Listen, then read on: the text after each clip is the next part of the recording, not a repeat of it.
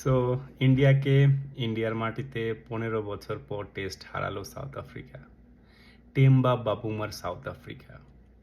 এই সাউথ আফ্রিকার ক্রিকেট দলটা অসাধারণ। বিশেষ করে টি-20 বলেন, ওয়ানডে বলেন, টেস্ট বলেন, তারা দুর্দান্ত ফর্মে রয়েছে গত 3 বছর ধরে।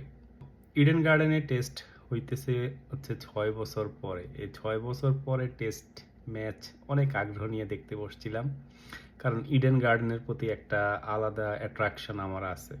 আর পিচ দেখে খুবই হতাশ হয়েছিলাম, কারণ ইন্ডিয়া অ্যাজ এ টিম খুবই ভালো ও খেলে যখন হচ্ছে স্পোর্টিং উইকেট হয়, বাট যখনই হচ্ছে তারা spin friendly lottery type wicket তৈরি করে, তখনই হচ্ছে মনে করেন যে এই ইন্ডিয়ার জন্য একটু কঠিন পরিস্থিতির হয়, যেমনটা হয়েছিল এই বছরের শুরুতে নিউজিল্যান্ডের সাথে তারা 3-0 ঘরের মাটিতে হোয়াইট এসেছিল।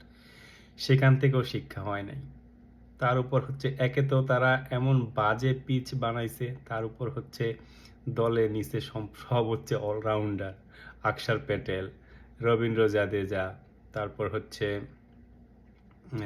আরেকজনকে ওয়াশিংটন সুন্দর, 4টা স্পিনার, 2টা পেসার। সো যদি আপনি এতই হচ্ছে স্পিন ফ্রেন্ডলি উইকেট বানান, যেখানে যে কেউ বল করলে উইকেট পাওয়া যায়, সেখানে আপনার 4জন স্পেশালিস্ট স্পিনার নিয়ে দল বানানোর কি দরকার ছিল?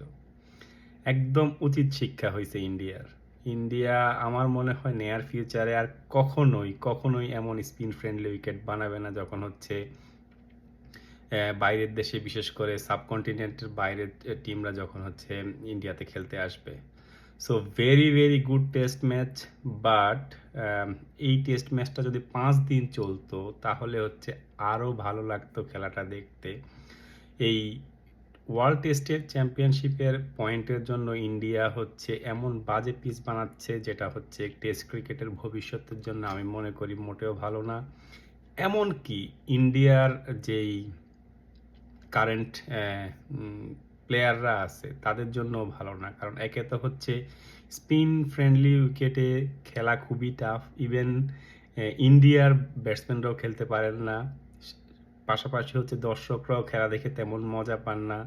5 দিনের টেস্ট 2 দিন 3 দিনে শেষ, এটা হচ্ছে ইকোনমিক্যালি একটা ডিজাস্টার। সো টেস্ট ক্রিকেটের যদিও একটা গুড অ্যাডভার্টাইজমেন্ট হলো না, বাট ওভারঅল 3 দিনে যে ক্রিকেটটা হয়েছে সেটা ছিল খুবই রোমাঞ্চকর। প্রতি মুহূর্তে হচ্ছে টেস্ট পাল্লা একদিক থেকে আরেক দিকে সরে গিয়েছে।